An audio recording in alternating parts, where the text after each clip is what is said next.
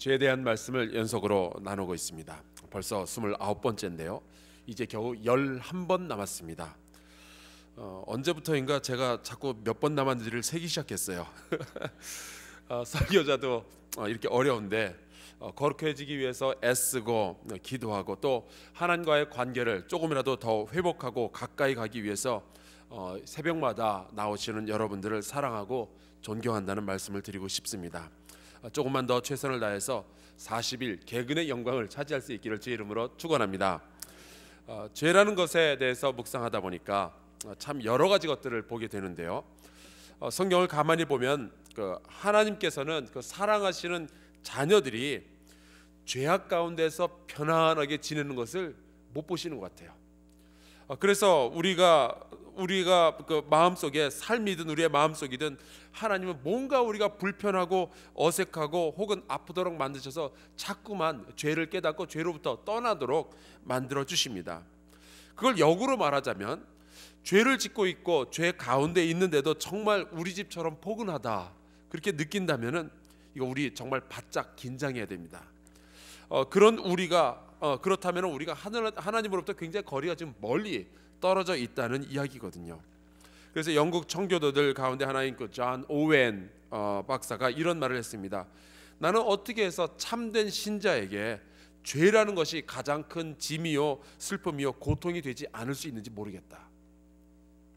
오늘은 이 약한 자를 괴롭히는 죄에 대해서 함께 말씀을 나누겠습니다. 이건 특별히 누가 다른 말을 하지 않아도 굳이 성경을 우리가 들지 않아도 이게 죄라는 것은 누구나 다 알고 있습니다. 특별히 양아치라는 말을 들어보셨습니까? 양아치? 그 사전적인 의미는 제가 정확하게 모르겠지만 제 머릿속에 남아있는 이 양아치의 이미지는요, 약한 아이들을 골라서 괴롭히고 그 약한 아이들을 이렇게 애들한테 이렇게 돈 뺏고 그러는 그런 사람을 저는 양아치라고 생각을 합니다. 혹시 여러분들도 양아치한테 당해 보신 적 있으십니까? 저는 있습니다. 예전에 제가 중학교 다닐 때 저는 미아리에서 살았었는데요. 이 미아리의 이 주택가는 골목들이 굉장히 많고 특별히 으슥한 골목들이 여기저기 있었습니다. 그 학교 다녀오다 보면 그런 골목길을 피치 못하게 지나가야 되는데 종종 이 양아치들을 만나게 됩니다. 이 양아치들은 나름대로 그 당시에 유행하는 패션이 또 따로 있었어요. 제가 중학생 때는 반드시 머리를 약간 노랗게 물을 들인 다음에 여기를 이 앞에 부분을 파마를 해서 이거를 이제 위로 좀 올렸습니다. 그리고 엉덩이는 착 달라붙는데 통은 되게 넓은 이상한 바지가 있어요. 그거 입고 그 뒷주머니에는 머리빗을 또 하나씩 꼭꼭 이렇게 꽂고 다니는, 왜 그랬는지 모르겠지만 그랬습니다. 근데 이 양아치들이 저를 붙잡으면 제일 먼저 하는 일이 자기 신발을 먼저 보여줘요. 그 신발은 보면 대개가 육상화 같은 거 이렇게 신었습니다. 그걸 딱 보여주면서 도망가지 말라는 거예요. 자기 이게 네가 도망가면 쫓아갈 준비가 다 되었다. 이제 그 얘기를 하고 그 다음에 앉아. 그러면 이제 바닥에 이제 앉아가지고 이야기를 듣는데 사실은 제가 이렇게 달리기가 늦는 편이 아니거든요. 그런데도 이제 상대편이 나보다 더 빠르면 안 된다라고 생각하니까 그냥 죽어 지내는 거예요. 그리고서는 이제 저보고 돈을 내놓으라는 겁니다. 없다고 그러면은 하는 말이 주머니 뒤져서 나오면 1원에 한 대, 그런 얘기를 꼭 하고요. 없다 그러면은 버스 토큰이나 아니면 회수권도 받아주는 나름대로 융통성도 좀 발휘하고 그랬어요. 근데 양아치라는 것은 자기보다 강하고 높은 사람 앞에서는 비굴하게 구는 거예요. 그러다가 자기보다 약한 사람만 만나면은 마치 물을 만난 물고기처럼 활개를 치는 거죠. 이런 양아치가 시편 10편에는 이렇게 표현되었습니다. 그가 마을 구석진 곳에 앉으며 그 은밀한 곳에서 무죄한 자를 죽이며 그의 눈은 가련한 자를 엿보나이다. 바로 이런 짓을 자행하는 양아치를 성경은 악인이라고 부르고 있습니다. 약한 자를 괴롭히는 이 양아치 짓은 하나님 앞에서 그 죄질이 굉장히 무거워요. 왜냐하면 하나님은 늘 약한 자의 편을 들어주시기 때문입니다. 구약 성경, 신약 성경을 찬찬히 읽어보면은 하나님은 항상 그 약자의 편을 들어주신 것 같아요. 형제가 있으면은요, 주로 힘없는 막내 편을 들어주셨고, 또 그 귀족과 평민이 있으면 주로 평민의 편을 들어주셨고, 부자와 가난한 자가 있으면 주로 가난한 자의 편을 들어주셨습니다.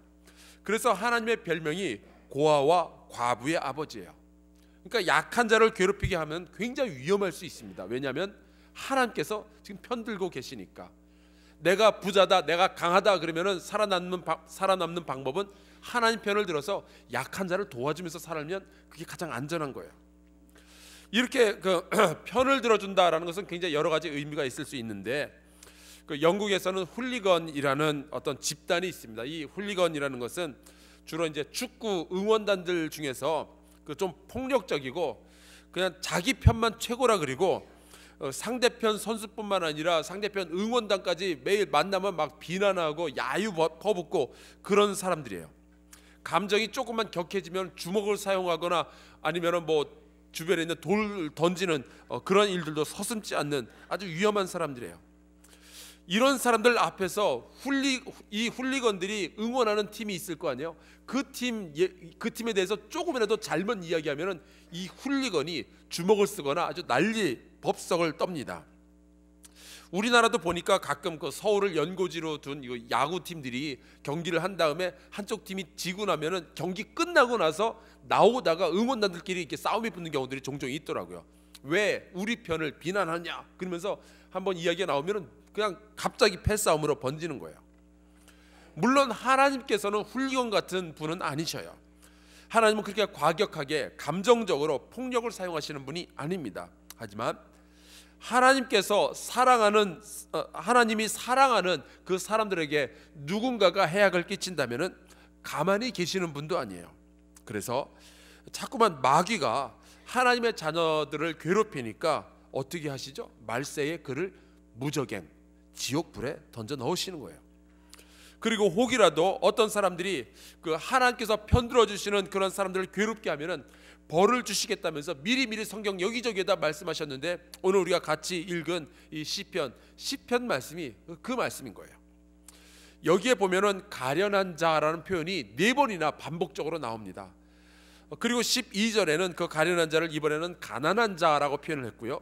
14절에는 외로운 자 그리고 고아가 나오고요. 17절에는 겸손한 자, 그리고 18절에는 고아와 압제당하는 자라는 표현이 나옵니다. 다 그 우리가 알고 있는 사회적 약자들, 심리적 약자들, 법적인 약자들, 경제적인 약자들을 의미하는 이야기예요. 물론 그들이 잘못한 일이 있다면은 정정당당하게 법을 가지고 처리해야 되겠지만, 만약에 내가 이 사람들보다 더 강하다라는 이유 하나를 가지고 이들을 괴롭힌다면, 이른바 양아치 짓을 하게 된다면 그것은 단순히 옳지 않은 정도가 아니라 하나님에게 대한 도전이 되는 것이 도전이 되기 때문에 이것이 굉장히 위험한 일이 되는 겁니다. 이 악한 이들, 이 양아치 짓을 하는 사람들을 보면서 이 시편을 지은 시인이 기도하기 시작합니다. 여호와여 일어나옵소서, 하나님이여 손을 드옵소서, 가난한 자들을 잊지 마옵소서. 그리고 또 이런 말을 해요. 악인의 팔을 꺾으소서, 악한 자의 악을 더 이상 찾아낼 수 없을 때까지 찾으소서. 이 무서운 기도죠. 그런데 이런 기도가 성경에 버젓이 등장한다는 말은 그런 기도가 가능하다는 말이에요. 하나님께 당연히 드릴 수 있는 기도이고, 하나님은 또 그 기도에 응답하시는 하나님이셔요. 하나님도 무섭지만 약한 자들을 괴롭힐 때 이 약한 자들을 위해서 기도하는 사람들의 기도도 굉장히 무서운 거예요. 그리고 18절에 보면은 아주 흥미로운 표현이 하나 나옵니다. 고아와 압제당하는 자를 위하여 심판하사 세상에 속한 자가 다시는 위협하지 못하게 하시리이다. 이 양아치 짓을 하는 자, 연약한 자를 괴롭히는 사람들은 세상에 속한 자라고 표현을 하고 있습니다. 이 세상에 속한 자는 세상의 법을 가지고 이 세상에서 살아갑니다. 그것은 강한 자가 충분히 약한 자를 괴롭힐 수 있고, 강한 자는 약한 자로부터 이익을 얻을 수 있고, 강한 자는 약한 자로부터 섬김을 받게 된다. 이것이 세상의 법이에요. 세상에 속한 사람은 이렇게 세상의 상식, 세상의 법을 가지고 살아갑니다.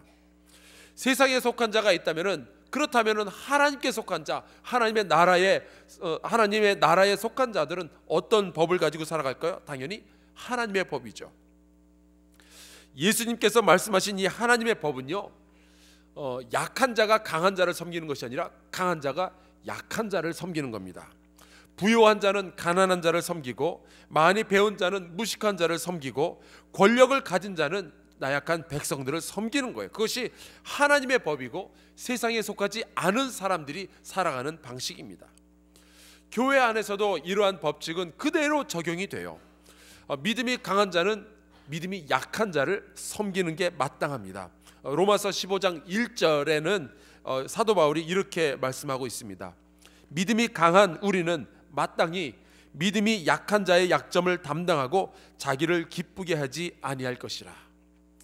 믿음이 강한 자는 믿음이 약한 자에게 이것도 해야지 저것도 해야지 막 그러면서 괴롭히는 것이 아니라 도와주고 기도해주고 곁에 서서 위로해주면서 또한 그도 믿음이 성장하도록 기다려주는 거예요. 마지막으로 이 약한 자를 괴롭히는 것이 하나님 앞에서 죄가 되는 이유는 이 세상에서 가장 강한 분이 우리를 먼저 섬겨주셨기 때문입니다. 요한복음 13장에 보니까 예수께서 하나님이 자기 손에 모든 것을 맡기신 것을 깨달았다라고 되어 있습니다. 모든 것을 예수께서 다 가지신 거예요.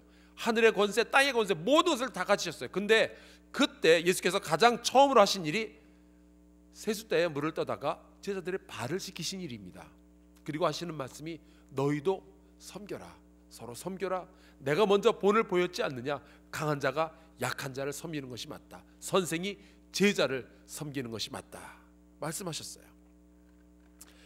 우리는 원래 약자인데 강한 자의 섬김을 받아서 강한 자의 죽음, 강한 자가 십자가에서 죽으심으로 말미암아 약한 우리가 드디어 삶의 기회를 얻게 되었습니다.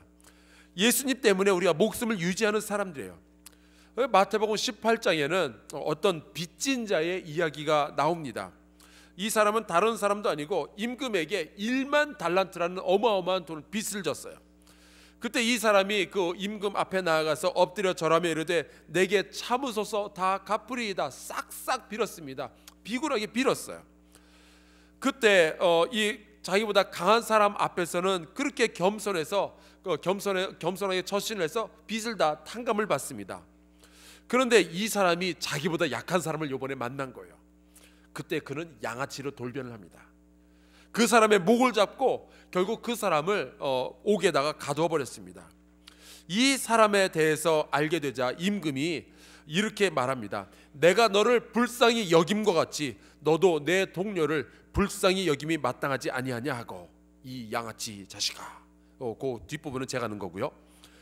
사랑하는 성도 여러분, 이 약한 자를 괴롭히는 것은 하나님을 괴롭히는 일입니다. 그것은 양아치 짓을 정말로 하는 일이고요. 여러분, 우리 내 주변을 한번 돌아봅시다. 분명히 나보다 약한 이들이 있습니다. 혹은 평소에는 강했는데 어떠한 부분에서는 굉장히 약한 사람들이 있을 수 있습니다.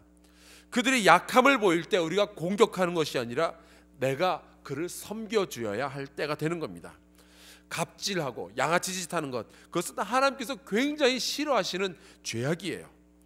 내 남편이 나보다 약할 때 어떤 면인지는 모르겠지만 여러분들은 알 겁니다.